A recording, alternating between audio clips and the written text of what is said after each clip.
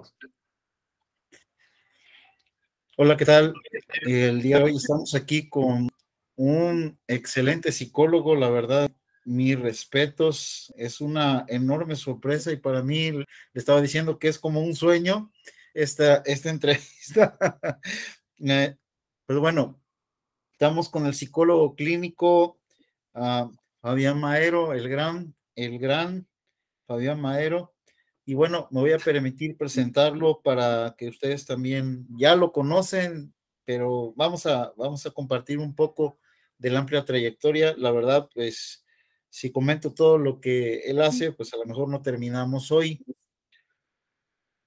Pues él es psicólogo clínico por la Universidad Nacional del Rosario, Argentina, profesor especializado en terapias contextuales, sobre todo en terapia de aceptación y compromiso, terapia dialéctica conductual, DBT y activación conductual. Regularmente imparte talleres y cursos para profesionales de la psicología y estudiantes de la psicología. Es coautor de muchos libros, entre ellos Tratamiento Breve de la Activación Conductual para la Depresión, Terapia de Aceptación y Compromiso con Adolescentes. Es expositor internacional y profesor de posgrado en terapia cognitivo-conductual en la Universidad de Buenos Aires, y en México es conocido y reconocido por su notoria colaboración con la difusión de diferentes las terapias contextuales, y él también pues ha participado en ciencia y su trabajo pues en Argentina, el instituto que él pues dirige.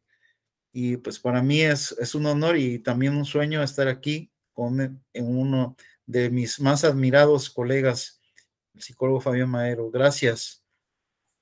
Gracias por la intro. Es toda una presentación. Tendrías que aclarar qué tipo de sueño, porque uno tiene pesadillas también, o sueños en donde uno sueña que se cae, o que está desnudo enfrente de un montón de gente. Hay que aclarar qué tipo de sueño. No asumiría inmediatamente que es algo bueno. Ay, Dios.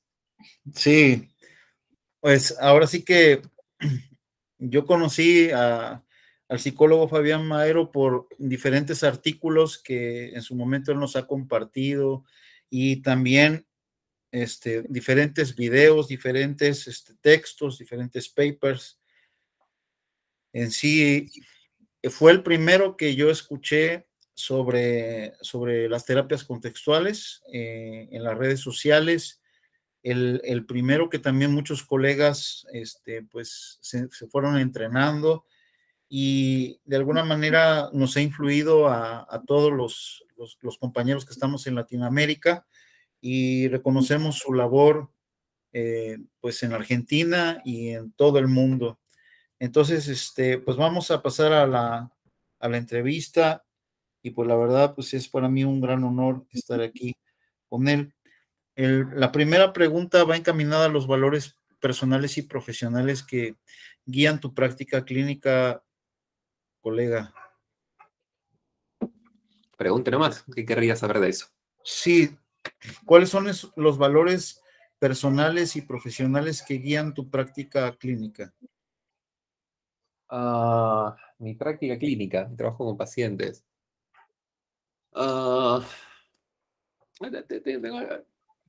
Qué sé yo, suponiendo que hablamos de valores en términos un poquito más exactos, ¿no? Pero trato de escuchar, quiero ser compasivo. Um, um, yo creo que son variantes de eso. Son variantes son variantes para mí, variantes de la compasión. Entendido, entendida la compasión en un sentido muy idiosincrático, muy mío. No estoy hablando de un concepto, um, sino más bien del resultado o la cristalización de algunas experiencias personales. Yo creo que el acápite general sería compasión en lo que es práctica clínica. Entendido,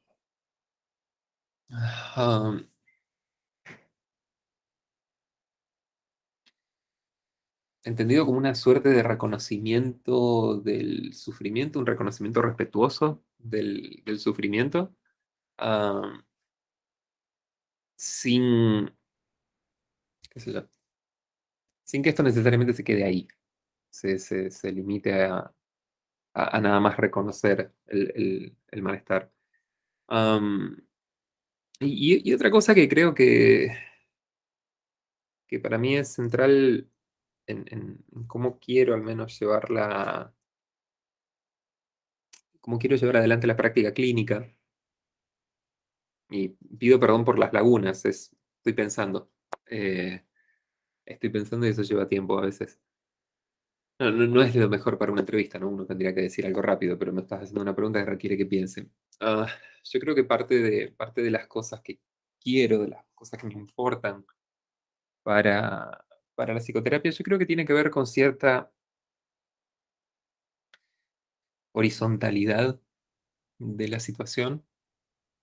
Am, como es muy fácil en psicoterapia, en todas las profesiones de salud, en todas las profesiones de ayuda, es muy fácil adoptar como posiciones de cierta superioridad o de cierta condescendencia, como es bastante fácil moverse a ese lugar. Es muy fácil que la compasión, que es algo inherentemente horizontal, se convierta en lástima, que la lástima es inherentemente vertical, es como la lástima es, oh, pobrecito, mientras que la compasión es, oh, pobrecitos, nosotros. Estamos todos en el horno. Entonces, qué sé yo, trabajo desde ese lugar. Am, si hablamos de valores entendidos como un cómo, eh, como un cómo se llevan adelante algunas cosas. Am, y últimamente creo que me he estado como moviendo un poco más hacia esta última dirección, hasta cierta idea de la horizontalidad y de la confianza en la persona que tengo enfrente. Como de confiar en la persona que tengo enfrente. Y es una decisión, es una decisión consciente. Pero ah, yo creo que nos podríamos poner a hablar una buena horita solamente sobre este tema, de qué es lo que me parece importante de eso. Ah, pero creo que sería también algo bastante aburrido para todo el mundo que nos está mirando. De manera que lo podemos resumir ahí, si querés, compasión y diría horizontalidad, ponele. No estoy del todo seguro que esa sería la palabra que definitivamente usaría, pero algo en esa línea. No sé si se entiende algo de lo que digo, soy más o menos claro o estoy hablando solo. Porque a veces estoy hablando con cosas que yo estoy pensando. ¿Soy claro más o menos con esto, Hugo? No, pues está tremendo, porque la conducta verbal es, yo creo, muy importante, el hecho de poder escuchar. Hay una generación que está sufriendo, que está viviendo un dolor extremo y pues requiere esa atención y esa compasión, entre otros elementos tan relevantes que ahorita pues nos estás ilustrando, y pues creo que está muy preciso, porque son varios elementos, la verdad. Pero esa Eh, generación son todas las generaciones, ¿eh? Esa generación son todas las generaciones, no es una generación, son todas las generaciones. Yo creo que va cambiando el pelaje del sufrimiento, si querés, el tipo de desafíos con el cual nos encontramos, pero está ahí, no es una cuestión ni de esta generación, el resultado de un poco más, un poco menos. Queremos que haya de a poco, que haya cada vez menos, pero sería iluso pensar que es esta generación, absolutamente todas. Pero sí creo que cambia el pelaje, cambia la forma bajo la cual se presenta, las características que tiene, pero creo que es inherente a la vida, inherente a la condición humana, cierto monto de sufrimiento. Más allá de hechos puntuales que pueden hacer que un grupo de personas en un determinado tiempo o lugar la pase como particularmente peor. Tampoco voy a ser tan estúpido de decir todo es lo mismo. Digo, no, por supuesto que no. No, no, eso no es lo mismo por ahí ciertos tipos de sufrimiento. El sufrimiento que puedo tener yo acá como abrigado, y estamos a 5 grados de temperatura en este momento en Buenos Aires. Sé que no es lo mismo el sufrimiento que puedo estar padeciendo yo que el sufrimiento que está padeciendo una persona que está viviendo en la calle en este momento. No querría pasar eso por alto. Eh, pero tampoco creo que haya una vida, haya la posibilidad de una vida que esté ausente de eso. No creo que sea posible tampoco pensar una vida en ausencia del sufrimiento. Genial, yo me quedo, guardo silencio para aprender. Bueno,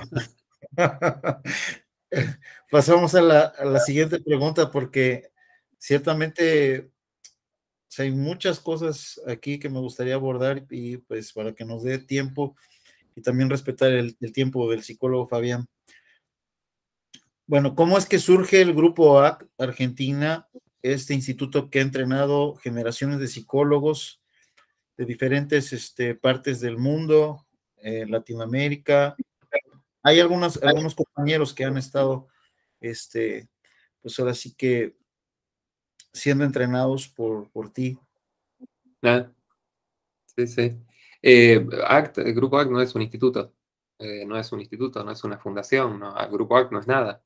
Eh, no tiene ni un lugar físico, nada. El Grupo ACT es una plataforma de diseminación. De hecho, la gente suele poner, la gente escribe como Falmader, director del Grupo ACT. No sé de qué demonios podría ser director yo. Es básicamente una plataforma. He trabajado hay algunas personas con las que he trabajado, pero siempre ha sido básicamente un proyecto personal. Eh, pero es básicamente una plataforma de diseminación. Empezó como la plataforma de un grupo de estudio que tenía con unas colegas cuando empezamos a estudiar, ACT. Eh, y como tengo he aprendido algunas destrezas en páginas web y cosas digitales, paso el día con la computadora, básicamente. Eh, la primera iteración de Grupo ACT fue la primera página web que hice, ¿va? Allá en el 2009, funcionaba básicamente como una especie de repositorio de material sobre terapia de aceptación y compromiso, como papers y PowerPoints y poquito de información y datos y cosas por el estilo. Y después eso simplemente fue mis compañeras, que en ese momento que habíamos empezado, cuando teníamos ese grupo de estudio, mis compañeras siguieron otro rumbo, yo seguí adelante con esto. Después se fueron como sumando intermitentemente personas, a veces como personas que han estado trabajando, con las que he trabajado un poco, y después se fueron, y otras que entraron. Y ha habido como una serie de movimientos ahí, pero Grupo AC no es una institución, no es nada más que una plataforma de difusión, una plataforma de enseñanza, si querés, pero no tiene, la gente piensa una institución. eh, Arriba hablamos hace un par de años, estábamos hablando con David Aparicio, me parece que estábamos en Panamá, con David Aparicio, que es el director, por así decirlo, de Psiciencia, y, y nos reímos un poco porque, claro, a veces la gente le escribe a Psiciencia y escribe a David y habla como, bueno, de las oficinas de Psiciencia y demás, y las oficinas de Psiciencia es la casa de David. Es un poco lo que tiene la cosa digital, el hecho de poder hacer algunas cosas y de poder llevar adelante algunos emprendimientos sin necesariamente tener una estructura física o una estructura de un montón de personas. Eh, y son proyectos que el Grupo ACT es básicamente un proyecto personal. Lo que pasa es que suelo escribir en plural porque muchas veces, primero porque ah, reconozco que no siempre soy yo mismo el sujeto de enunciación de algunas de las cosas que digo. Es decir, soy yo el que las dice, pero no soy solamente yo. Hay algunas cosas que estoy diciendo como en representación del campo.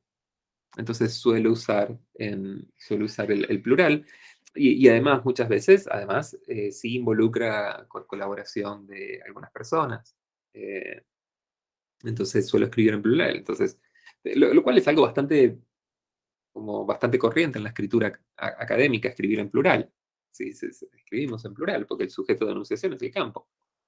Eh, entonces, creo que a veces puede dar un poco de confusión, pero no, es un proyecto personal. Ahora estoy yo y está Dani, está Dana, que Dana hace un poco de lo que es la parte de, un poco lo que es la parte de redes y de cosas visuales, tiene mucho mejor criterio que yo, eh, y varias otras cosas, pero es eso, no es una institución, no es nada. No es nada más que eso, más que un lugar de hecho, está puesto en el título del sitio web.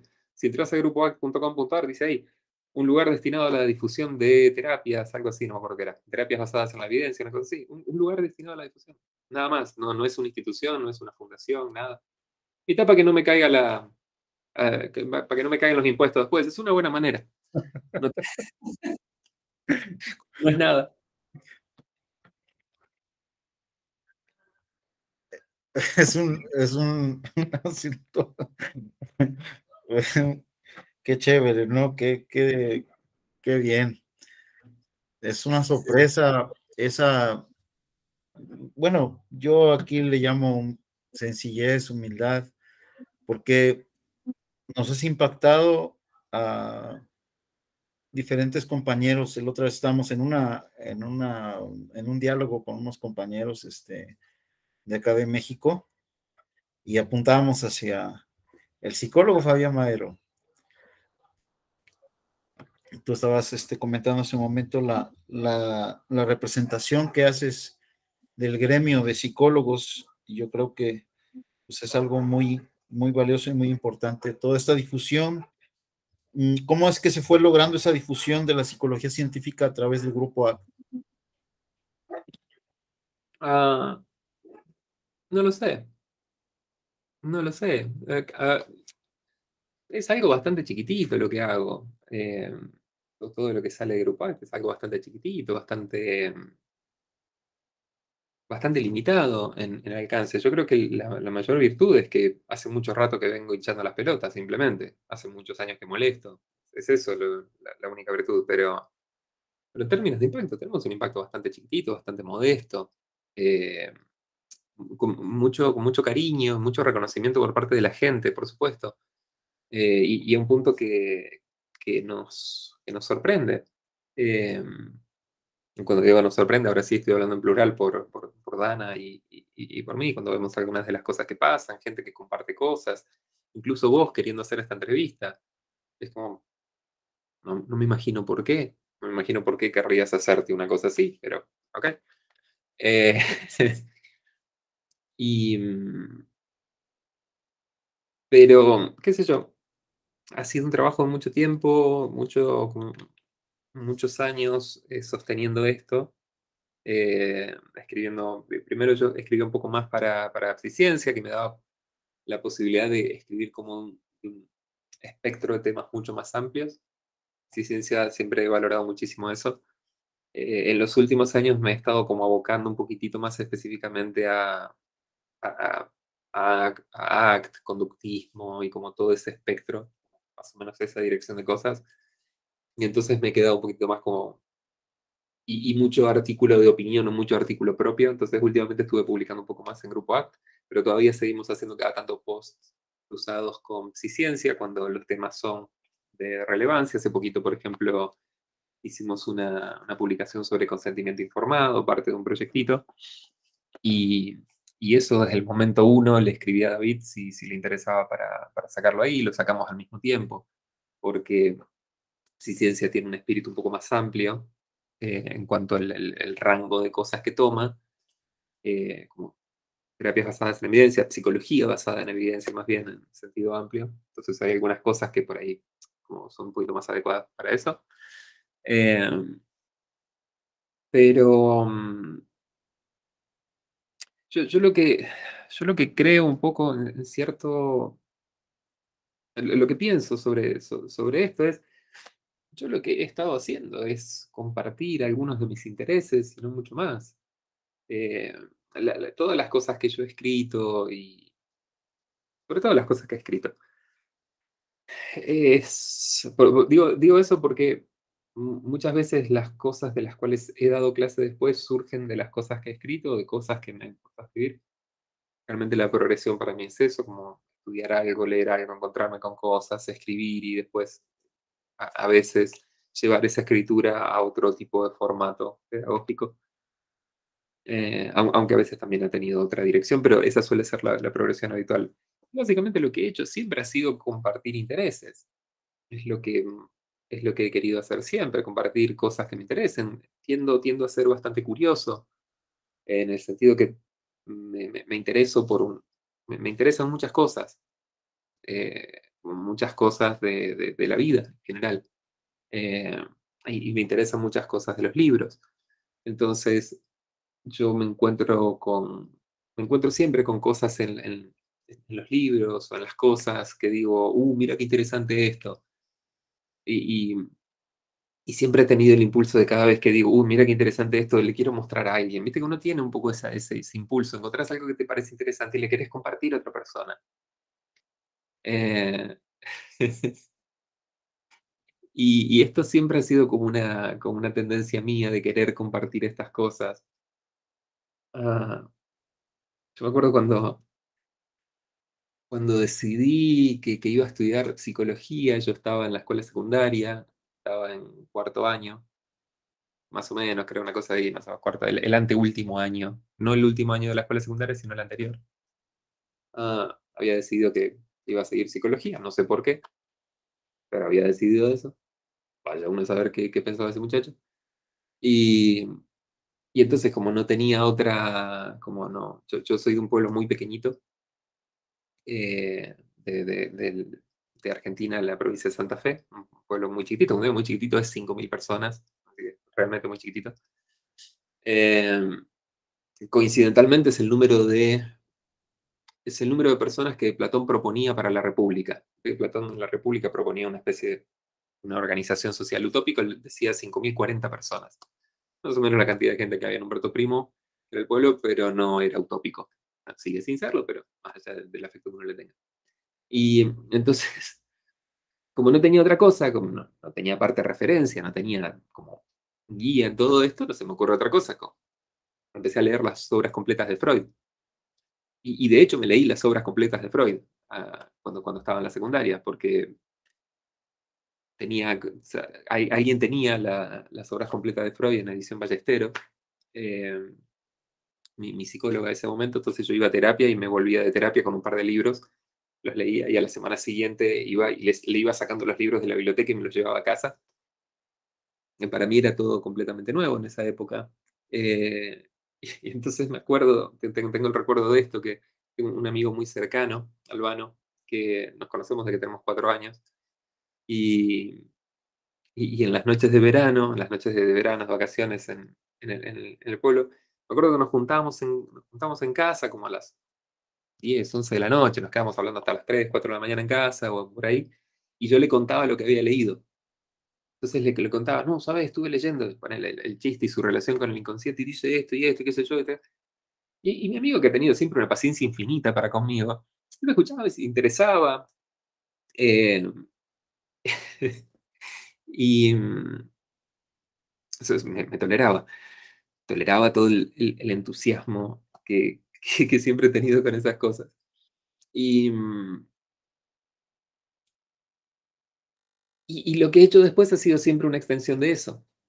Yo llegué a la facu habiendo leído las obras completas de Freud un par de veces, motivo por el cual perdí el entusiasmo al respecto relativamente temprano. Eh, pero, ¿qué decir?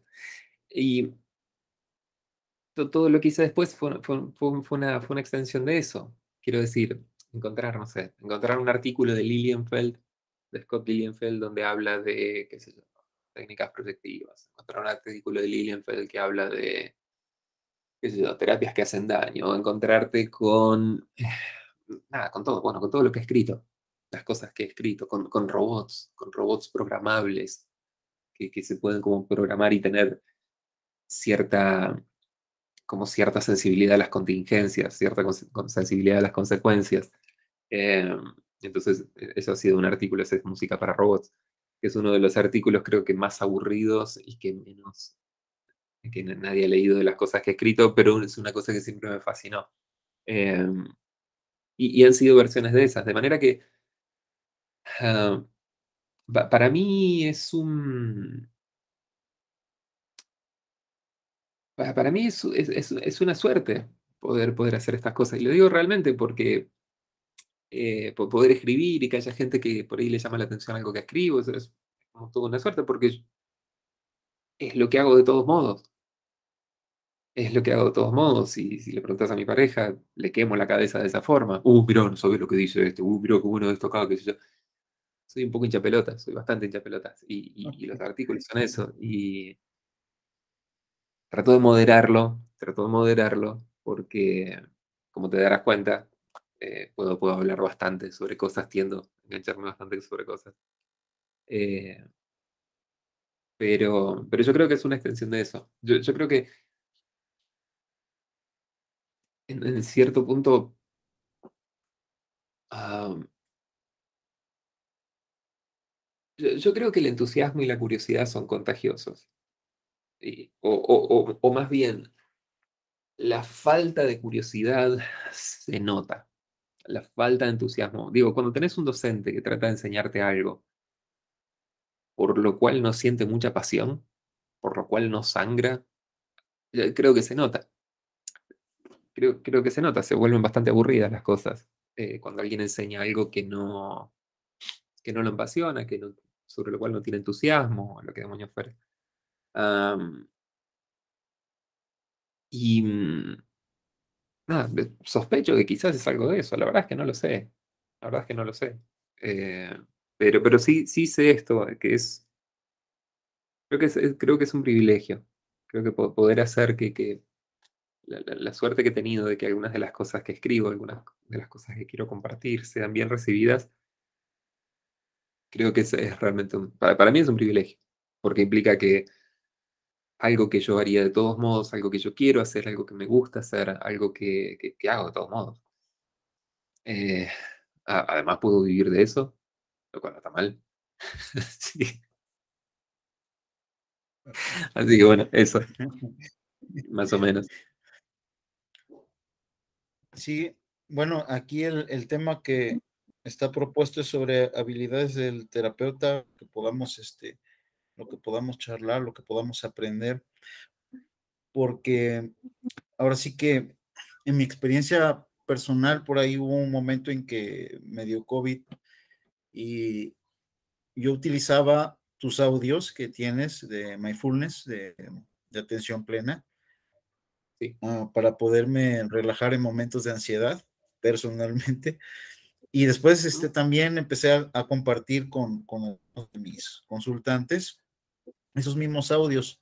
Y una muchachita que, bueno, un adolescente X, pues ahora sí que por cuestiones también de confidencialidad, pero que estaba en riesgo suicida y me comentó que estaba en un asunto muy difícil, entró en una crisis por un problema bastante severo dentro de su familia por delincuencia, problemas económicos, y mencionó que ese audio le ayudó a no, pues a no quitarse la vida en un momento de crisis.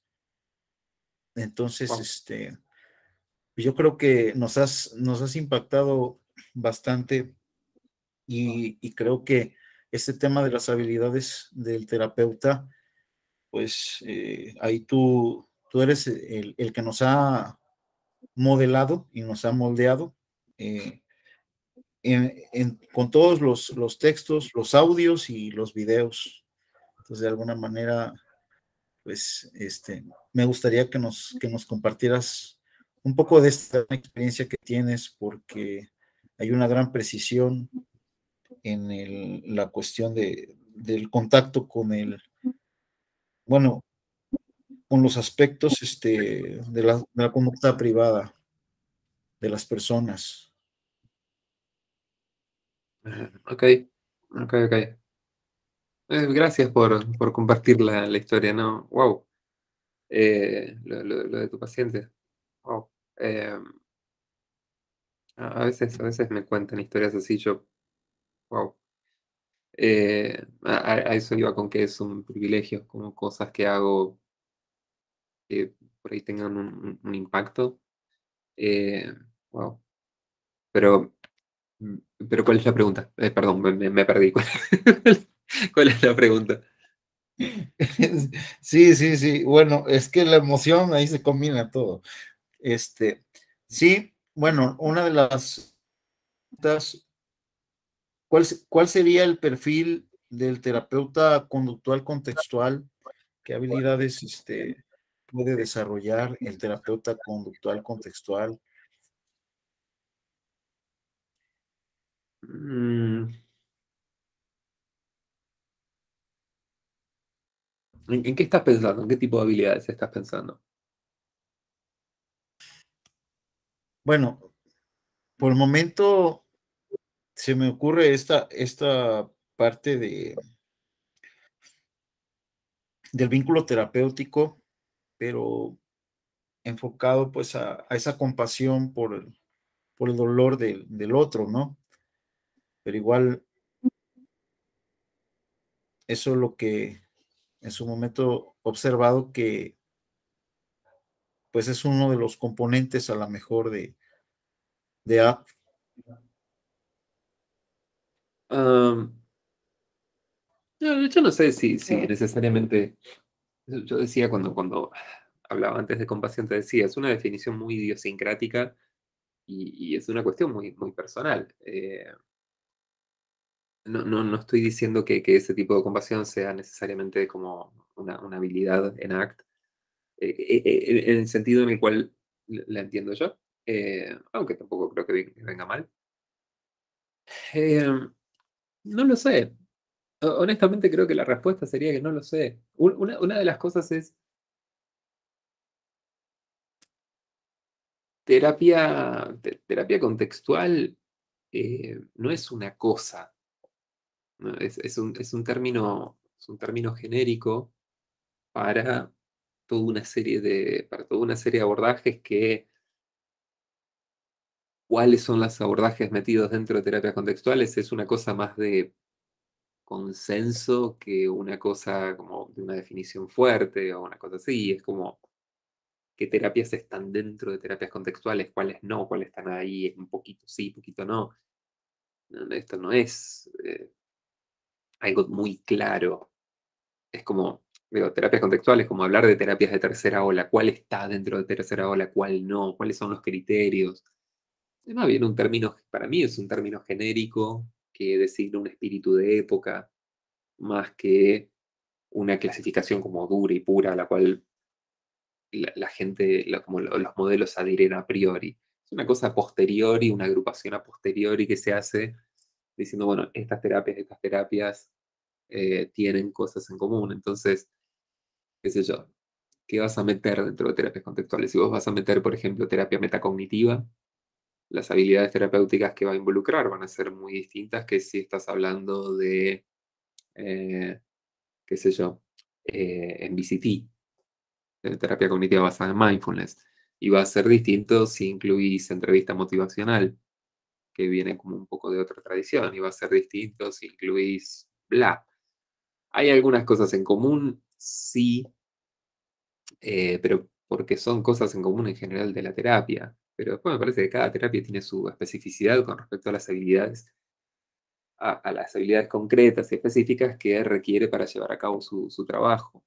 Eh, yo creo, y he estado hablando un poco de esto con respecto a la relación terapéutica, ah, yo creo que hay algunas cosas que tienen que ver con la relación terapéutica, pero de nuevo esto es algo personal. eh, que yo creo que hay algunas características que tiene que tener la relación terapéutica o que es deseable que tenga la relación terapéutica. Pero insisto en esto, no es canónico, ¿sí? No es canónico, este soy yo. Eh, que posibilitan cualquier tipo, que facilitan, mejor dicho, cualquier tipo de trabajo terapéutico. ¿Sí? Por ejemplo, el hecho de que una relación terapéutica incluya como claridad y acuerdo en los objetivos de la terapia, en la forma en la que que se va a conducir la terapia, lo que sería como objetivos terapéuticos, en el encuadre, eh, y en qué va a consistir la terapia, que haya un acuerdo abierto y explícito sobre eso, creo que va a facilitar cualquier tipo de terapia que vayas a trabajar. Y creo que si a eso le puedes, además, eh, si además de ese mínimo acuerdo, hay una serie de cosas a respetar durante la terapia, cosas que tienen que ver con, qué sé yo, con la satisfacción de el cuidado de las necesidades de paciente y terapeuta, el respeto el respeto por la autonomía del paciente, cierta transparencia en el proceso terapéutico, una inclusión del paciente en la toma de decisiones, una cierta consistencia, si querés, o coherencia en, como entre las reglas de la terapia y la conducta de terapeuta y paciente. Si, qué sé yo creo que sí, sí, sí, sí. Y lo he puesto en algún artículo, una cosita que escribí, uno sobre la alianza terapéutica. Yo creo que si esas cosas se respetan, se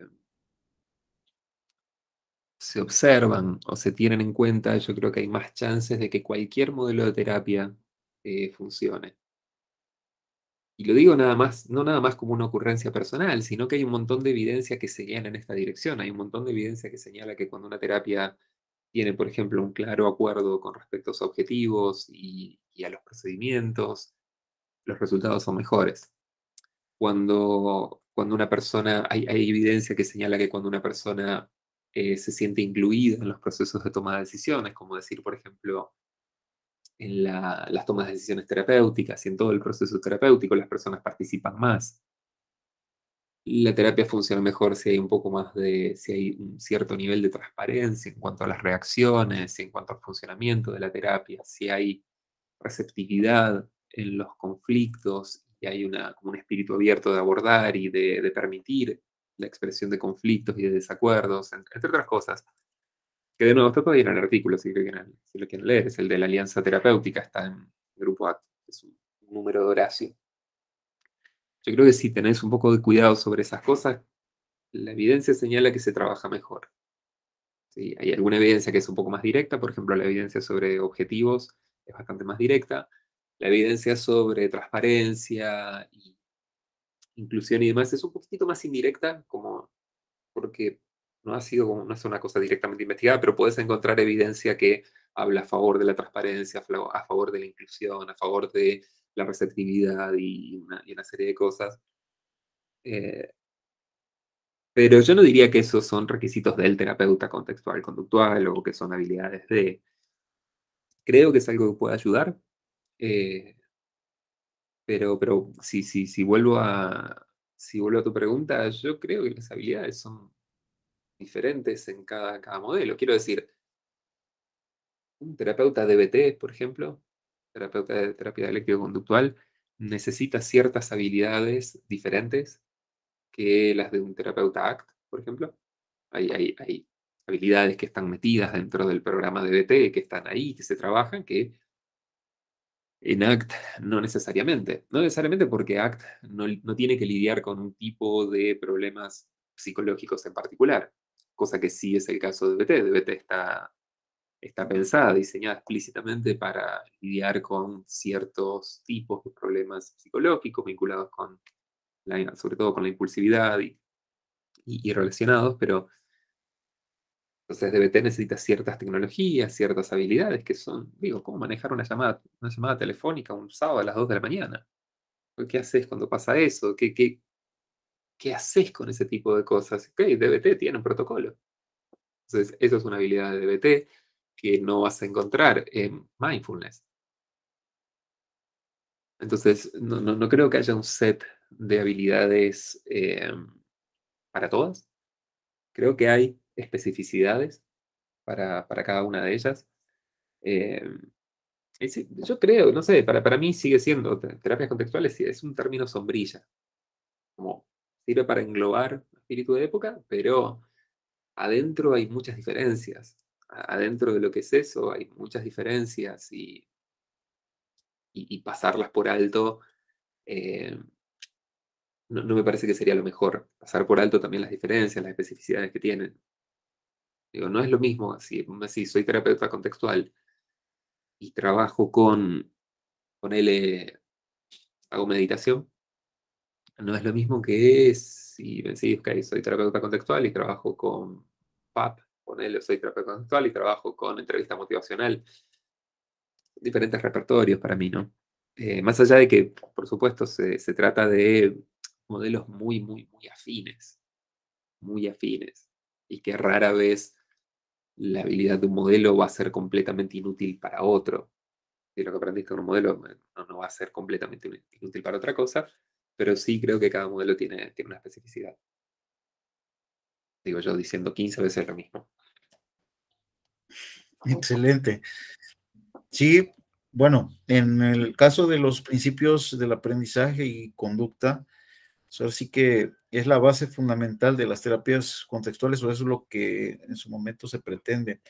Y en ese sentido, estos principios básicos del comportamiento, es importante que igual también lo podamos conocer para poder entender muy bien la terapia de aceptación y compromiso. Y bueno, lo comento en el sentido de que hay compañeros que a veces ven el canal y son estudiantes. Entonces, por eso van estas preguntas encaminadas para que ellos puedan pues comprender un poco todo esto de lo que tiene que ver con las terapias contextuales.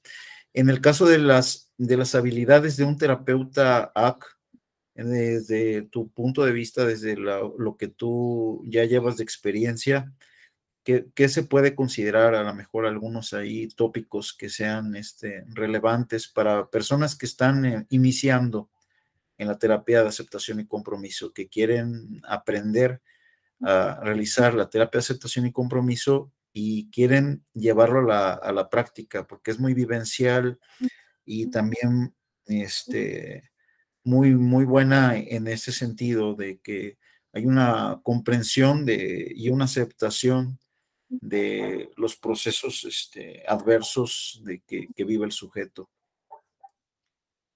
Me quedé con algo que dijiste y ya que estamos, eh, si me permitís, querría como quedarme sobre la primera parte que dijiste, de lo que mencionaste, querría detenerme un poco ahí.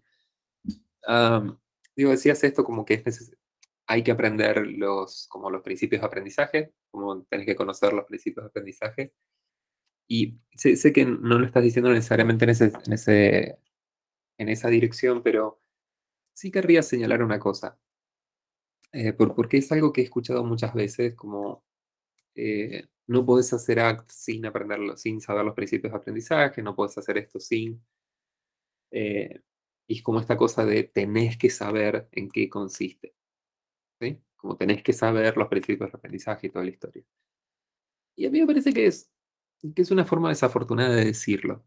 No lo estoy diciendo por vos, sé que lo estabas diciendo de otra forma, pero sí estoy haciendo mención de algo que he escuchado un montón de veces.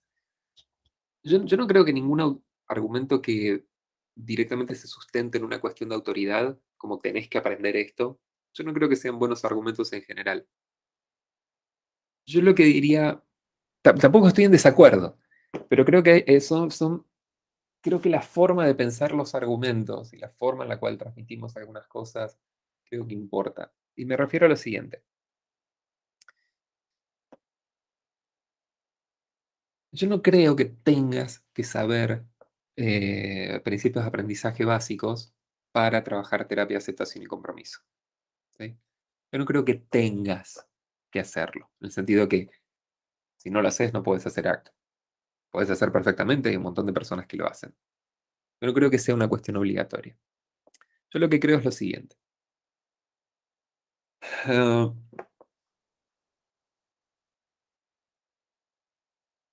conocer cómo funcionan algunas de las cosas que estás tratando de trabajar, el efecto principal que va a tener sobre la persona, sobre el terapeuta o sobre quien sea que esté leyendo,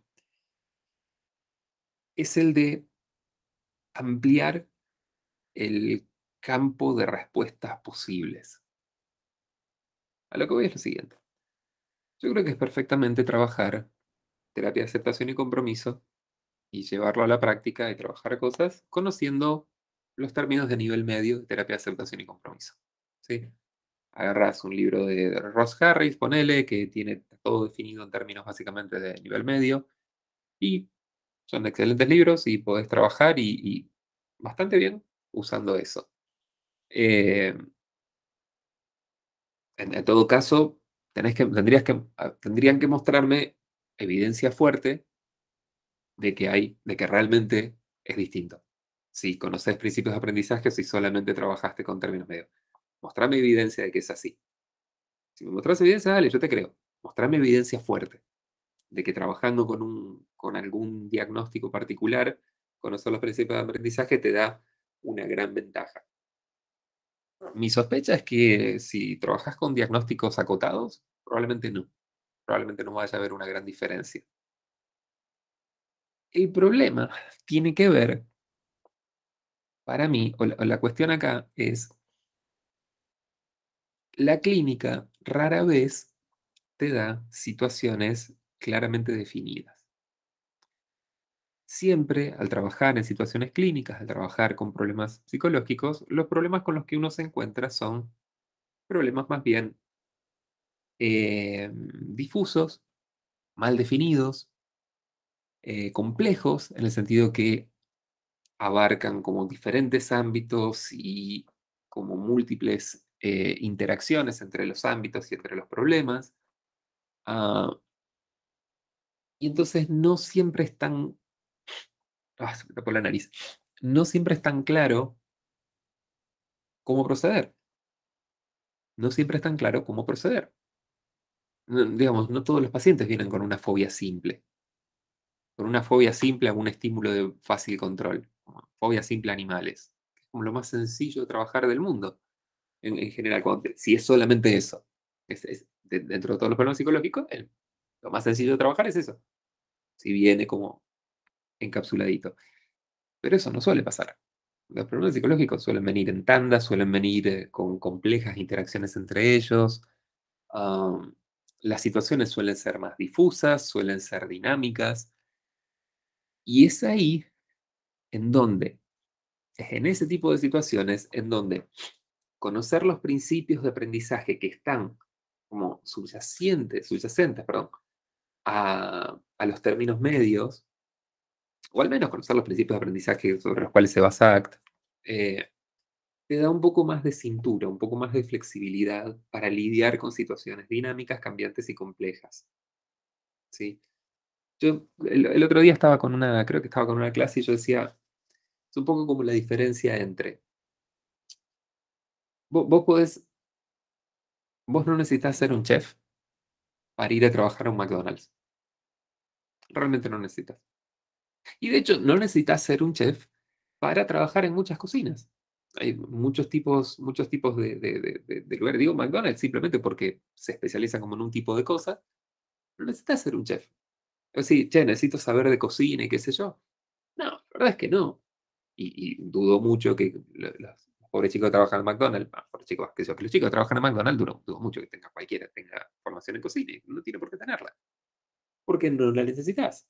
Si tenés una situación que es más o menos clara, es una hamburguesa, y tiene este paso, y este paso, y este paso, y este paso, perfecto. No necesitas mucho más que eso. Y si vas a hacer ese tipo de cosas, no necesitas mucho más que eso. Ahora,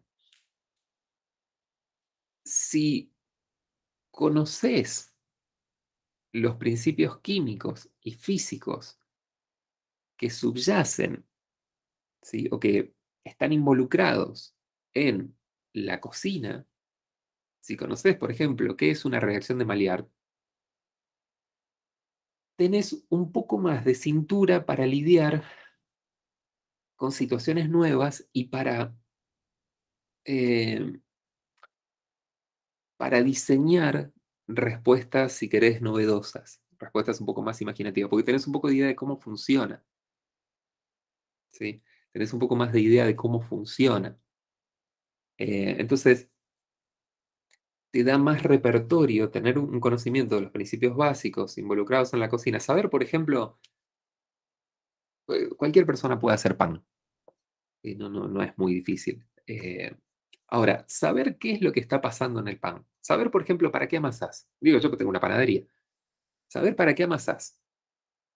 ¿Cuál es la función del amasado? ¿Qué es lo que está pasando en términos físicos, en términos químicos?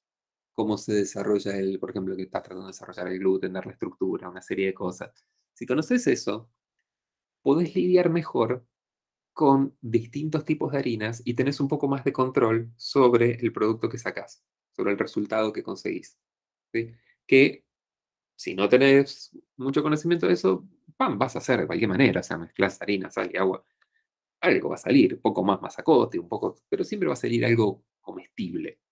Digo, la humanidad ha subsistido durante miles de años sin necesidad de tener panes artesanales y toda la historia. El pan ha sido parte de la dieta básica de los seres humanos sin que sea ninguna cosa muy elaborada. Simplemente funciona.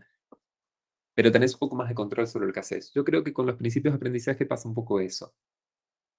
Si entendés un poco mejor eh, principios de reforzamiento, principios de control de estímulo, si tenés un poco más de familiaridad con ese tipo de cosas, si tenés un poco más familiaridad, por ejemplo, con extinción y con lo que pasa durante la extinción y en qué consiste, mm, probablemente tengas un poco más de control sobre lo que querés hacer.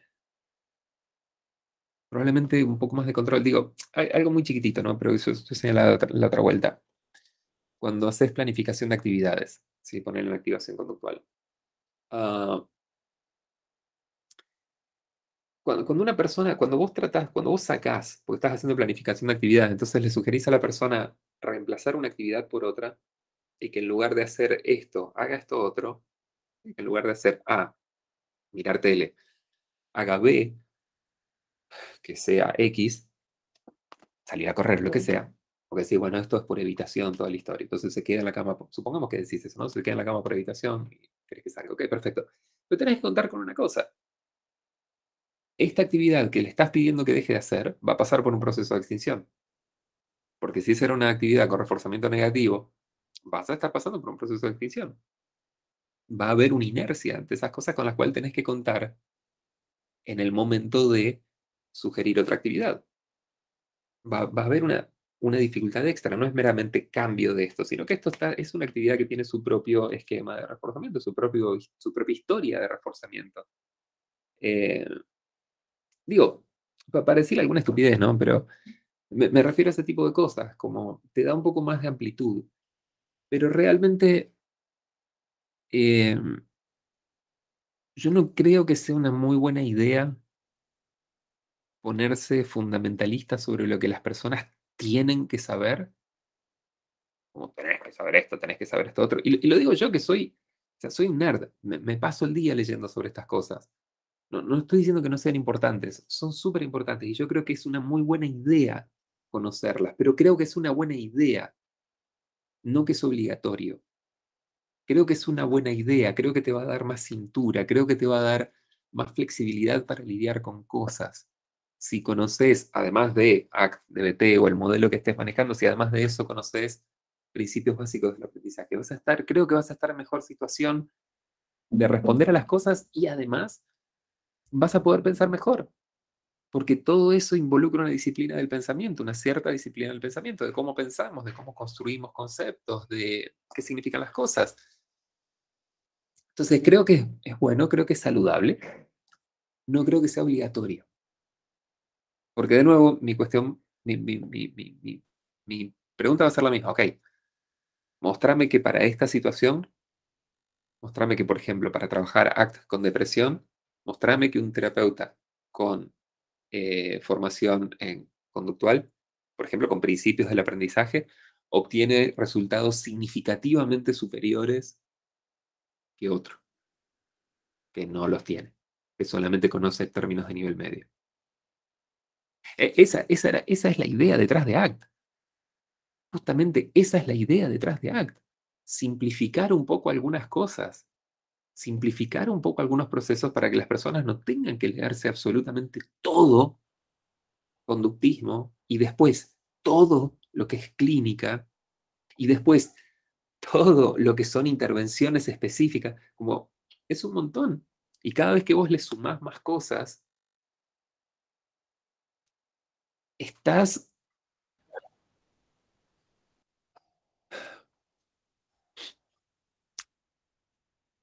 restringiendo el acceso a la terapia. Estás restringiendo el acceso a la terapia. Yo suelo traer este punto con respecto. Es cierto. ¿Cómo? Digo que es muy cierto todo lo que nos estás comentando porque da apertura a que otros psicólogos que están comenzando puedan aproximarse a todo esto de la psicoterapia basada en evidencia. Yo suelo hacer este punto cuando enseño activación conductual, que es cada componente que vos pones, cada componente extra que vos pones, si vos, por ejemplo, decís, bueno, agrego un módulo de pensamientos, agrego un módulo de creencias, como, y armo así una intervención cognitiva. Cada cosa nueva que vos agregás, cada paquete de cosas nuevas que hay que saber, representa, en última instancia, dinero. Representa dinero. Porque todo lo que tengas que... representa tiempo que a la larga es dinero. Representa dinero en términos de formación, en términos de libro, en términos de los cursos y de todo eso. Además, representa como un poco más de carga sobre el terapeuta que tiene que manejar un set extra de conceptos. Entonces, cuanto más caro es, cuanto más compleja y cara es una intervención o cuantas más cosas necesitas saber, necesitas más dinero para acceder a eso. Cuanto más dinero necesitas para acceder a eso, menos son los terapeutas que se pueden formar en eso. Por una cuestión lógica. Más caro es, menos gente va a poder acceder. Por ejemplo, si vos querés hacer una formación en DBT, la formación en terapia dialéctico-conductual es bastante onerosa. El modelo es súper efectivo, pero la formación es bastante onerosa. Entonces, no todos los terapeutas pueden hacer formaciones en DBT. Más allá de que es un excelente modelo para lo que es, no estoy hablando para nada mal de DBT, yo estoy formando DBT, he trabajado en un equipo de DBT un par de años. No, pero es una terapia cara, es caro de formarse porque es un modelo complejo con un montón de partes. No se puede enseñar DBT en dos días. DBT lleva un montón de tiempo porque tiene un montón de intervenciones, un montón de habilidades, un montón de intervenciones y de cosas que hay que aprender. Y toda esa complejidad lleva tiempo y dinero. Ahora, eso significa que hay menos terapeutas. Si hay menos terapeutas, significa que para los pacientes va a haber menos opciones. Que haya menos opciones, a donde termina llevando es a que la terapia sea más cara. Cuando la terapia es más cara, lo que termina pasando es que hay más gente que no puede pagarla. Entonces, y ese mismo esquema va a estar funcionando con todas las cosas. Entonces, cada cosa extra que vos le agregás a cualquier modelo, cada vez que complejizás como los requisitos para trabajar, ojo, porque esto va a tener también un impacto en cascada sobre terapeutas y, en última instancia, sobre quienes acceden. Entonces, por eso es que yo hace un montón de tiempo que yo vengo dando formaciones en activación conductual, porque una formación en activación conductual la podés hacer en 5 horas, podés aprenderla en 5 horas. Y al día de la fecha, no hay intervenciones farmacológicas o psicológicas que sean superiores digámoslo al revés, para ser más coherente con la evidencia, activación conductual no es inferior a ninguna otra intervención. Lo cual no quiere decir que vaya a funcionar para todos los casos, pero sí quiere decir que en 5 horas podés entrenar a una persona. No quiere decir que vaya a salir sabiendo qué hacer todo con depresión, pero digo, comparado con otras intervenciones para depresión, cualquier otra, es un procedimiento bastante sencillo, bastante directo, fácil de entrenar, barato. ¿Qué quiere decir eso? Que para los terapeutas no es increíblemente caro aprender a hacer activación conductual. Entonces, un montón de terapeutas pueden hacerlo y un montón de terapeutas se han formado en eso, porque no sale mucho dinero. Digamos, toda la formación en activación conductual, todo, nosotros creo que hasta ahora lo tenemos a, creo que son ponerle 5.000 pesos argentinos, $40 es la formación en activación conductual cuando la damos. Ok, eso es todo lo que necesitas. El resto después hay libros, hay textos y cosas, y después hay práctica, por supuesto, práctica, supervisiones, todo lo que sea. Pero eso es lo que te cuesta aprender este modelo, esta intervención más bien. Si vos comparas eso con otro tipo de intervenciones para depresión, ponerle terapia cognitiva te lleva mucho más tiempo. Seguro, terapia cognitiva también te va a servir para trabajar con más cosas que activación conductual. Y eso también es la contracara. Pero el punto es, no es tan simple. El mundo no es tan simple como, bueno, tenés que saber esto, esto y esto otro. Es mejor, yo creo que es mejor saber más cosas. Yo creo que es mejor tener una buena idea de los principios de aprendizaje. Yo creo, de hecho, que es una buena idea tener un conocimiento sobre los principios filosóficos, ya sea los directamente involucrados como la tradición filosófica detrás de conductismo radical, por ejemplo, yo digo conductismo radical porque es donde trabajo. Creo que es una buena idea. Y creo que si conoces eso, se te abre un panorama. Pero es muy descorazonador cuando te dicen, cuando estás tratando de empezar a trabajar, y viene alguien y te dice, no, para trabajar tenés que sí o sí saber esto porque si no sos un fracaso. Empezá por algún lugar. Empezá por algún lugar y crecé a partir de ahí. Empezá por esto. Los libros de Ross Harris están súper para empezar. Son claros, quizás son un poco simplistas en un punto, seguro, pero están súper para empezar. Son buenos libros para arrancar. Son sencillos, están escritos en un lenguaje bastante accesible, no tienen una terminología muy esotérica, sino que son más bien encapsulados. No necesitas tener otro libro al lado para traducir lo que está diciendo. Como, se entiende. Ahora, lee eso. Si estás trabajando, sos psicólogo, estás empezando, ok, está perfecto, ahora empieza a trabajar y fíjate qué falencias tenés, fíjate dónde estás haciendo agua y fíjate si empezar a aprender otras cosas te ayuda a lidiar con eso, te ayuda a formular mejores problemas, formular mejor los problemas clínicos y las intervenciones y te ayuda a entender mejor lo que está pasando y amplías el repertorio, vas ampliando a poquito, vas creciendo. Y después quizás decir, bueno, empiezo a leer un poco sobre esto otro, sobre esto otro. Todos nosotros aprendimos a los ponchazos, aprendimos como se podía. Yo cuando empecé a aprender ACT, y sigo todavía en eso, sigo aprendiendo, aprendí como se podía, porque no había formaciones. ¿Dónde te formaste? Y me formé un poco donde podía, un poco leyendo, un poco donde podía meterme en algo, me metía en algo, pero todos hicimos eso un poco. Después las cosas se empiezan a, como, a organizar y uno dice, empiezan a aparecer las ideas de certificaciones y sellitos, a la gente le encantan los sellitos. Pero toda esta historia, pero todos empezamos ahí, todos empezamos como, digo, mi llegada a activación conductual, por ejemplo, fue por hincharle las pelotas a Carles Juez de la Universidad de Washington. Me encontré en un artículo de Carles Juez, me había encontrado, no era un artículo de Carles Juez, me encontré en un artículo que mencionaban en una nota al pie que las terapias basadas solamente en el uso de registros habían demostrado ser eficaces. Y yo, a ver esto. Entonces me puse a buscar la referencia de ese artículo y encontré el artículo que se referenciaba. Y entonces encontré así y era el artículo de Carles Juez de Costa. Entonces lo leí ahí y en el artículo decía, si querés una copia del manual, escribíle al primer autor. El primer autor era Carl. Entonces le escribí a Carl y digo, quiero una copia del manual. Y, y me mandó una copia del manual, que era lo que publicaron en el 2011, como la revisión de 10 años de BATD, que es la que hoy usamos. Y lo que hice fue traducirlo. Lo que hice fue traducir ese manual, empezar a armarlo, empezar a estudiarlo, empezar a ver un poco, se lo mandé a Carl, ellos después lo usaron para una investigación en Estados Unidos, pero fue de ahí. Y yo sé que hay caminos más ortodoxos para seguir. Uno puede ir, se mete a un instituto y está perfecto. A mí nunca me ha salido, yo no he tenido no he tenido la suerte de poder hacer eso. Am, lo cual lamento. Pero, pero creo que hay más caminos que se pueden hacer.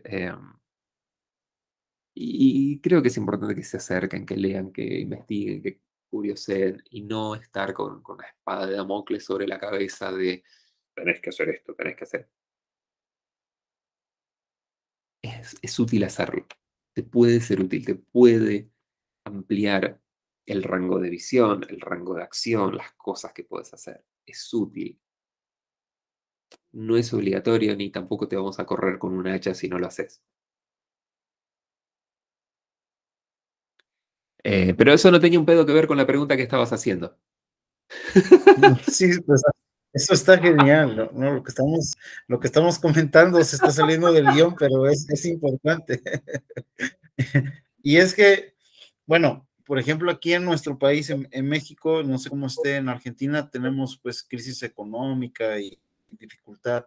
Y esto que tú nos estás comentando es muy importante por el hecho de que hagamos más accesible también la atención psicológica a las personas y también pues no llegar a estos monopolios o esta situación de que se vuelva una mercadotecnia de la psicología también. O sea, No, yo pero creo que es algo. pero tampoco lo simplifico en esa dirección. Las asociaciones profesionales y certificaciones, el debate es complejo, el debate es complejo, porque por un lado lo que garantizan los certificados, certificaciones y demás, lo que garantizan es al menos cierta consistencia con el modelo, eh, cosa que por ejemplo ACT, no, un terapeuta ACT no tenés manera de garantizarlo, ¿sí? Porque no hay un proceso de certificación por el cual decís, bueno, con esto te convertís en terapeuta ACT. Tenés que saber esto, y pasás por esta evaluación, pasás por esta otra, alguien supervisa cómo trabajás. ACT no tiene eso y es una situación que tiene sus pros y sus contras. El pro que tiene es que la terapia sigue siendo accesible. Es muy accesible, es fácil de acceder porque no está cerrado quiénes pueden entrenar. Ni hay un proceso que habitualmente los procesos de estos suelen ser procesos caros. Y de nuevo, yo estoy hablando desde un país en donde el grueso de los terapeutas cobra $10 la hora. ¿Sí? Y es lo que cobran, $10, $15 la hora, y es lo que se cobra. Entonces, yo tengo que tener eso en cuenta. Entonces, en términos de accesibilidad es una buena cosa. Pero, por el otro lado, el problema con esto es que no hay mucho control sobre cuando alguien se hace llamar terapeuta ACT, sobre qué hizo. Porque ser terapeuta ACT puede significar que hiciste un curso, o puede significar que, no sé, que hace 10 años que estás trabajando con el modelo y que, digo, Hayes es terapeuta ACT, yo soy terapeuta ACT, con el mismo nivel, porque no hay ninguna certificación diferencial. Entonces, ok, está bien.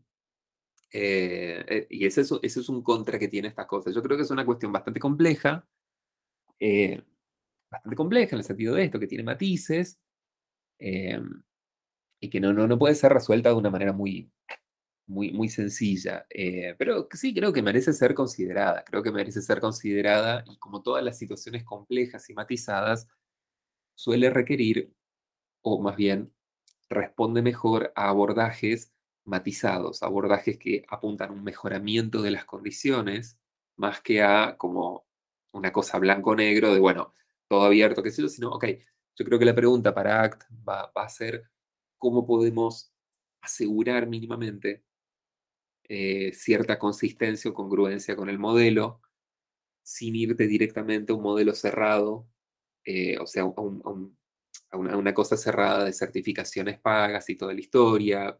Yo creo que esta cuestión la vamos a tener que responder en algún momento. Probablemente no todavía, porque si bien ACT viene creciendo un montón, todavía es un modelo relativamente minoritario dentro de algo que ya es, al menos en Argentina, dentro de lo que es terapias cognitivo-conductuales, que ya son algo minoritario en Argentina, ACT es una cosa minoritaria dentro de esa. Entonces somos bastante pocos dentro de todo. Entonces, más o menos todavía sigue funcionando como una cosa un poco más personal, un poco más informal, porque somos pocos. Pero yo creo que a medida que pasa el tiempo, esto va a ser una cuestión que vamos a tener que resolver o abordar de alguna manera y mitigar de alguna manera. Pero bueno, el tiempo dirá para que la hagamos, qué sé yo.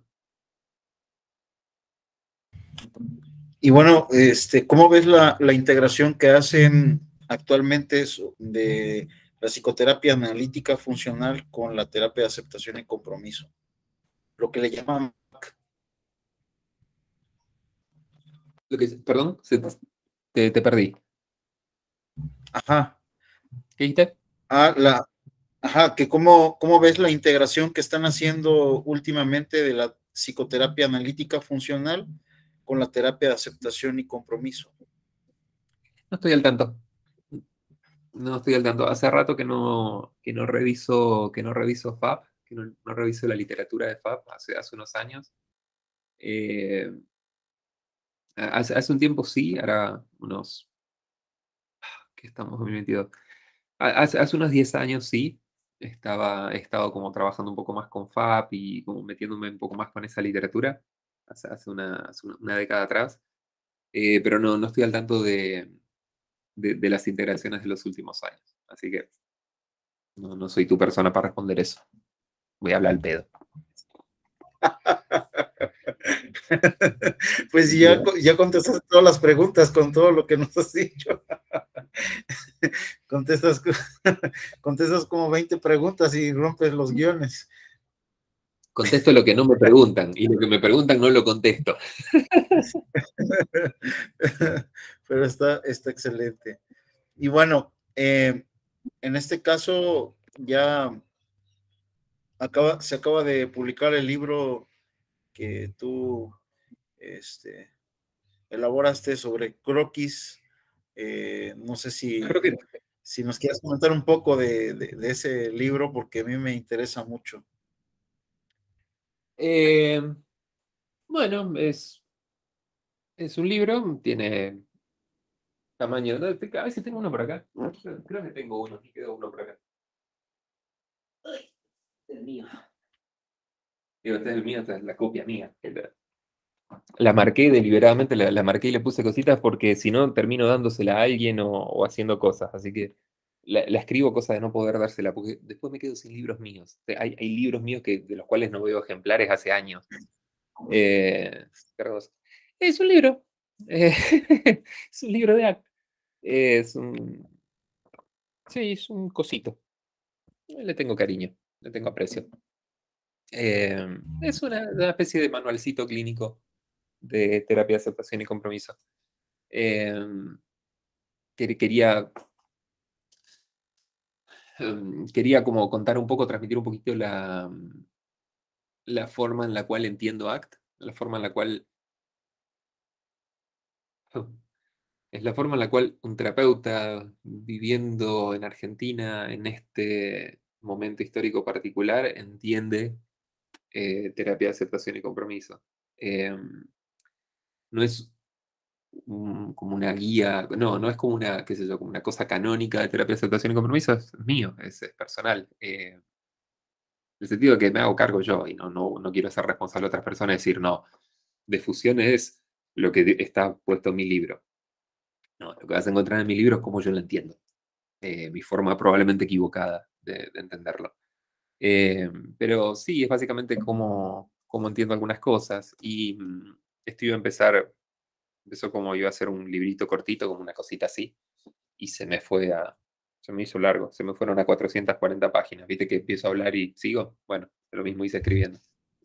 Hacía rato que quería escribir eso, lo tenía ahí dando vueltas y el otro año como tomé lo que tenía elaborado con unas cuantas cosas y le fuimos dando forma y ahí está. Me avisaron que hoy me avisaron que está por salir en España, lo estamos editando con la gente de editorial Sara en España, con Miguel Valenzuela, así que eso es un alegrón que esté allá. Aparte a la gente de España le queda un poco más cómodo porque en este momento sale más caro enviar el libro que el costo del libro. Como el libro sale, no sé, creo que está 30 euros, una cosa así, pero si lo tenés que enviar desde Argentina ya son como 60 euros de envío, es una locura. Así que al menos se van a ahorrar un poco de plata, lo cual aliviana un poco mi culpa de que pierdan tiempo leyendo esto. Pero es eso, es mi perspectiva sobre es mi perspectiva sobre el modelo y es mi perspectiva sobre,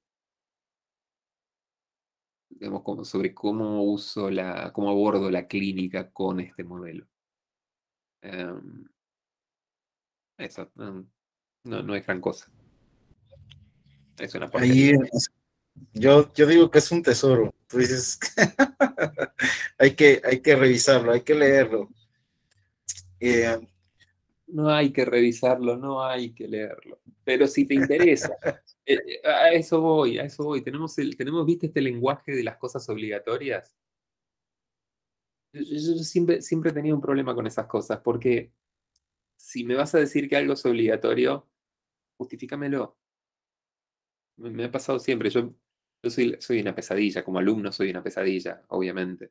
Soy un hincha huevo. Porque quiero que me digan las cosas. Cuando me dicen, bueno, para hacer un ejercicio de mindfulness tenés que sentarte de determinada manera. ¿Por qué? ¿Por qué? Para abrir el coso. Ok, perfecto, pero ¿qué tiene que ver esto con lo que estamos tratando de lograr y de qué manera? Soy un hincha huevo. Pero no creo que nadie tenga que leer este libro. Pero creo que si les interesa la forma en la cual hablo de estos temas o la forma en la cual escribo de estos temas, si se han cruzado con algún artículo mío, con alguna clase y dicen, me gusta cómo esta persona entiende tal o cual cosa, te puede servir, te puede ser útil porque están por ahí un poco mejor articulado, está como más armadito, más ordenado y está escrito, lo cual es una ventaja. Pero, digo, sobre la palabra hablada, tiene una cierta riqueza. Pero creo que te va a servir en ese caso. Si te gusta eso, si tenés algo de interés en esas cosas, sí. Pero de nuevo va a ser mi forma de entender algunas cosas. Ahora, si querés tener como una idea un poco más canónica de ACT, hay un montón de excelentes autores hacia los cuales podés ir. Podés empezar por el libro de ACT, por ejemplo. Tenemos el libro de ACT, la edición original, que está traducido al castellano. ¿Qué más queremos?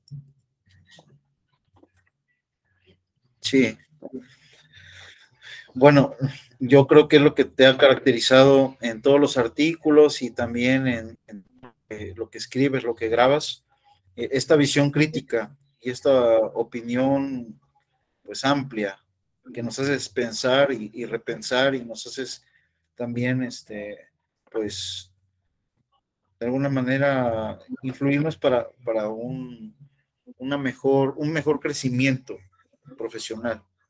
Para mí yo lo tomo de esa manera. Y, y bueno, ¿qué Es que proyectos tienes en puerta? lo que pasa es que trato de pensar, no me sale bien, no me sale bien con toda mi estupidez, pero trato de pensar, trato de realmente pensar las cosas. Insisto, me sale mal porque bueno, hago lo que puedo con lo que tengo, ¿qué querés? Trato de hacerlo mejor. Mi vida es una batalla contra mi propia estupidez, contra mi propia ignorancia, es una batalla sin fin contra eso. Pero, pero trato de pensar con esas cosas y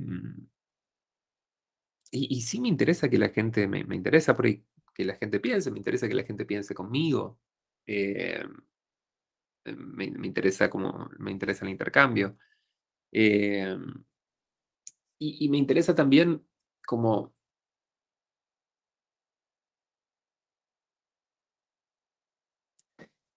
el, el- la posición la posición pragmática que está detrás de como el conductismo radical, o si querés el contextualismo funcional. La posición pragmática es una posición de digámoslo así, el universo pragmático es un universo extenso, más que profundo. Es un universo extenso. Miramos la vida, la riqueza de la vida en lo que hay alrededor, más que buscarla en otro lado. Vivimos en medio de las cosas y yo creo que entender las cosas con las que estamos lidiando, los conceptos y las ideas con las que estamos lidiando, entenderlas en el contexto histórico, social y cultural en el cual suceden, engancharlas con las historias, con otras ideas, engancharlas con otras tradiciones, engancharlas con nuestras raíces, engancharlas con quiénes somos, con cómo vivimos, como abrir un poco la mirada, salir como de la visión en túnel y abrir un poco más. Ah, yo no sé si es necesario, pero sí, sí creo que enriquece la vida. Sí creo que enriquece la vida. Yo no me gusta demasiado, no me siento muy cómodo con la mirada aséptica, estrecha y limitada que de ver a la terapia como si fuera un campo eh, ajeno al resto de los ámbitos de la vida, como si fuera meramente un ámbito técnico desconectado del resto de la vida. Y no lo puedo ver así porque yo no lo soy. Porque la persona que soy cuando trabajo en el consultorio, yo atiendo acá, persona que soy, no, no hay una solución de continuidad entre esa persona y esto que está hablando. Y no hay una solución de continuidad entre lo que me pasa acá adentro y lo que pasa cuando salgo a la calle y las personas con las que vivo y las personas con las cuales comparto este tiempo y este lugar en el espacio y este momento en el mundo. Entonces, a mí me parece que, yo no sé si es útil, yo no sé si es una buena idea, pero sí me parece, es algo que aprecio, es algo que valoro y algo que trato de sostener. Eh, El no meramente recibir las cosas, sino apropiarlas desde el lugar en el cual estamos. Digo, vos y yo somos personas viviendo en esta realidad, en esta subamérica, porque somos, no sudamericanos, somos subamericanos, con B. Eh, ¿Viste esa cosa de estar siempre un poquitito atrás del mundo? Y eso va para toda la América habla hispana, incluso va para toda Sí, sí, Iberoamérica. Como decir, estamos siempre un poco atrás del mundo, estamos siempre un poco en la nuestra. Hoy estamos siempre un poco como lidiando con nuestras propias cosas, que no siempre coincide con lo que se está lidiando en países centrales, como vivimos en una determinada realidad y con una determinada historia cultural que en muchos casos es compartida. Sí, digo, no sé, tengo libros de Octavio Paz, que tengo la llama doble de Octavio Paz, acá estaba leyendo otra vez, y no siento a Octavio Paz como algo distinto de mí. No siento a Octavio Paz como alguien completamente distinto a un Borges o un Sábato. No lo siento como algo radicalmente, lo siento como parte de mi cultura. Lo siento como parte de lo que soy, parte de las cosas que he mamado, que he aprendido, porque hemos aprendido a pensar juntos. Que yo desde Guillén hasta Cortázar. Y entonces me parece importante también, pero porque sí, porque me parece importante, me parece importante también como propender al pensamiento, propender a la sensibilidad, porque ah, de veras creo que enriquece la vida, creo que enriquece mucho la capacidad de disfrute de muchas cosas, la capacidad de vivir en muchos aspectos. A lo que voy es algo muy sencillo. Cuanto más conoces sobre el mundo, más probabilidades, más chances tenés de disfrutar cosas y más chances tenés de disfrutarlas con intensidad. Si conoces algo de música, por ejemplo, podés disfrutar una serie de cosas, vas a tener como un goce más intenso y un goce mucho más amplio que si no sabes una mierda de música. Tenés más oportunidades de conocer cosas y de tener distintas experiencias y de atravesar distintas experiencias a lo largo de tu vida, que es experiencia que tiene que ver con un acorde. Y no, yo no quiero que todo eso esté desconectado de lo que hago. No quiero una vida partida. No quiero una vida segmentada, una vida en donde acá está la cosa técnica y qué sé yo, y después lo otro.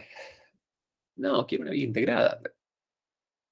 Quiero una vida en donde haya una pluralidad de experiencias. Am, y el pensamiento es eso, la imaginación es eso. como formas de acceder a nuevas y más complejas experiencias, como experiencias más matizadas. Con el pensamiento pasa eso. La forma más básica del pensamiento es el pensamiento dicotómico, lo bueno y lo malo. Pero a medida que vas complejizando un poco las cosas, empezás a darte cuenta que ese tipo de categorizaciones como demasiado genéricas no son de lo más útiles y que a veces tener como una mirada un poquitito más sutil, un poco más de gradaciones, con un poco más de matiz. Y sí, porque el mundo es matizado y complejo. Lo podemos ver como una cosa bruta, pero el mundo no es una cosa bruta. El mundo es una cosa donde hay múltiples realidades y complejas y matizadas realidades. Entonces, un pensamiento un poco más complejo ayuda a que veas un mundo un poco más complejo. Una sensibilidad un poco más amplia y un poco más compleja ayuda a que tengas experiencias un poco más amplias y un poco más complejas. Entonces me parece que parte del mundo que yo quiero tiene que ver con eso también, tiene que ver con poder acceder o poder am, propiciar que ese tipo de cosas sucedan. Entonces, nada, bueno, eso, no me acuerdo ni de qué venía, pero eso. Me quedé sin agua. Sí, o sea que su momento, esto vivencial, esto experiencial, este contacto, esta interacción con los demás, con lo que hacemos, con lo que vivimos, con lo que sentimos, es muy importante. La vida misma, Yep. vivir al máximo. Ah, sí, sí, podría ser una forma de decirlo. Sí, yo diría vivir completo, con todos, todo el espectro. Quiero recibir como el espectro completo de experiencias. Ah, quiero tener el espectro completo de experiencias con sus gradaciones, con sus matices, con sus vaivenes, en lo intelectual, en lo estético, en lo que venga. Tengo esta vida nomás, así que me gustaría como tener un buen muestreo de esto antes de reventar. Sí, ahora, ¿qué proyectos tienes en puerta? ¿Qué sigue para este año? Ah, un poco de lo de siempre. Tengo algunas clases que están ahí, algunas clases y cursos. Yo tengo todo un proceso para armar cursitos y clases, con desarrollo, como todo el mundo, ¿no? Tengo algunos que están ahí, algunas cosas que quiero retomar, pero en términos de docencia, como tenemos algunas clases nuevas, y algunas cositas, estamos trabajando con la gente de la Universidad de Buenos Aires, con mis colegas de la UBA. Empezamos con una diplomatura este año, así que estoy como bastante abocado a eso. Y, y después yo siempre, tengo siempre varias cosas al mismo tiempo. Como tengo siempre como un montón de cosas abiertas. A mí el capitán Richard Barton, que fue uno de los traductores de las Mil y una Noches, uno de los primeros traductores de las Mil y una Noches al inglés, del árabe al inglés, era un tipo una persona muy compleja, muy extraña, y que conocía desde el asado argentino había ido hasta la Meca, disfrazado de musulmán.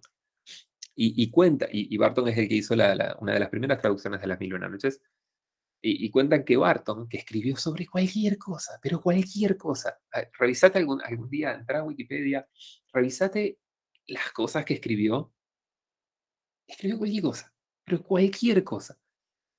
Y como una amplitud de temas enormes. Y cuentan que Barton tenía en su casa, tenía puestos 11 escritorios y en cada uno de los escritorios tenía los materiales para un libro.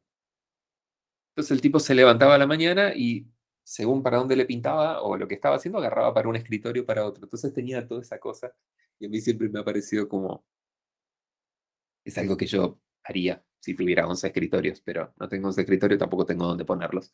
Pero como esa cosa así. Tengo carpetas en la compu, un poco más cómodo en un sentido. Pero siempre tengo un montón de cosas. Algunas de esas cosas no llegan a ningún lugar, quedan ahí. Entonces las empezás a desarrollar y te das cuenta que ya no me gusta. O perdés el interés, o uno a veces crece y algo que por ahí parecía muy interesante en un momento, después decís, "Ya, no, o no parece viable". Hay ideas y proyectos que por ahí, che, no son viables o que se muestran muy complejos, que se van. Así que hay algunas cosas que sí o algunas cosas que no, pero estoy trabajando ahora en una compilación de artículos, em, y estoy ahí como dándole vueltas, pequeños porcentajes de avance con un par de textos que van a salir en los próximos años, pero no tengo la puta idea qué va a pasar. No tengo tanto de eso. Mi, mi forma de trabajo en general es bastante caótica. Yo trabajo de una manera muy, muy caótica. Soy ordenado dentro de todo, pero no es que primero trabajo una cosa, la termino y cuando la termino paso a otra. Lo mismo con los libros. Yo tengo siempre 10 libros abiertos, no termino ni uno, pero estoy siempre como haciendo un poco eso. Entonces hay algunas cosas que a veces a medida que voy avanzando agarran tracción. Creo que fue una. Creo que hice era una cosa de ese estilo. Era un texto que estaba ahí, lo tenía como inicio y empezó a agarrar tracción y pude seguir. Em, pero tengo igualmente un montón de cosas que han quedado ahí como archivos y tengo como decenas, literalmente decenas o cientos de páginas escritas que nunca van a ver la luz porque son una porquería, bueno, me gustaron, pues los abandoné. Em, Así que no sabría por ahora qué va a pasar como inmediato. Ese Vamos a camino ver. al andar. Sí, sí, sí. ¿Viste el tiro de escopeta? ¿Viste la diferencia entre un fusil y un tiro de escopeta? Un fusil tiene una sola bala que va, y un tiro de escopeta son un montón de perdigones que salen para todos lados. Entonces, un escopetazo es un coso amplio, mientras que un fusil. Lo mío ha sido siempre la escopeta. Eh, Como un poquito, como abrir un poco de todo y ver qué pasa. Eh, y ver qué pasa, cómo se comportan las cosas cuando tocas un tema, lo empezás a hacer así, a ver qué hace, a ver qué pasa con las ideas, qué pasa en la interacción entre uno y las ideas y el tema. Y a veces crees y decís, ah, mira qué lindo, entonces uno sigue. Y a veces no. A veces queda ahí, hasta acá llegamos. Así que no sé. La respuesta breve es no sé. Y queremos muchos, muchos audios y muchos libros de Fabián Madero. Ten cuidado con lo que deseas. Ten cuidado con lo que deseas porque puedes tener la mala suerte de que se cumpla.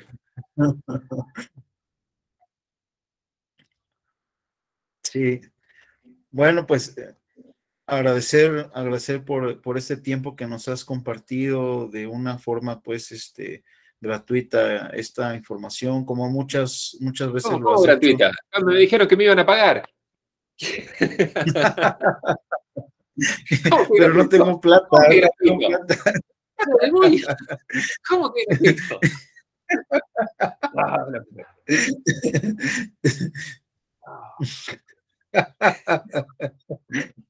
Ahora ya voy a quedar endeudado contigo.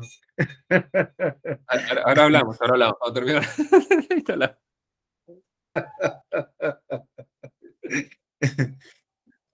La verdad, un maravilloso tiempo aprendiendo de ti y pues agradecerte porque pues tienes esta apertura. El canal mío pues acá es un canal modesto, pero queremos en su momento pues también aprender de grandes personalidades como tú y seguir aprendiendo de lo que nos vas a seguir compartiendo. Ojalá que esos escopetas o esos tiros vayan en diferentes direcciones y sigamos así. Y muchas gracias por este momento tan especial. Y ahora sí que cada pregunta, ya yo te iba a preguntar algo y veía que en lo que me estabas diciendo ya estaba contestado, ya no voy a preguntar. Dios, por cualquier lado. Gracias, che, gracias por el tiempo, gracias por el interés, ha estado divertido. Y gracias por la calidez. Me alegro de servir de algo. Yo diría, no me lean a mí, lean a las personas que yo leo. No me lean a mí. Pero bueno, también de algo hay que vivir. Y yo a mis consultantes les sigo pasando tus audios y ahí pues están muchos complacidos con todo lo que tiene que ver con los ejercicios de atención plena, mindfulness que nos compartes por ahí. Esperamos escucharte más con otros audios, que te dé más tiempo, que tengas mucho tiempo, porque entre tantas cosas, ¿verdad? Sí, sí, sí, sí, sí. Sí, sí, sí. Ojalá que tenga un poco más de tiempo libre algún día.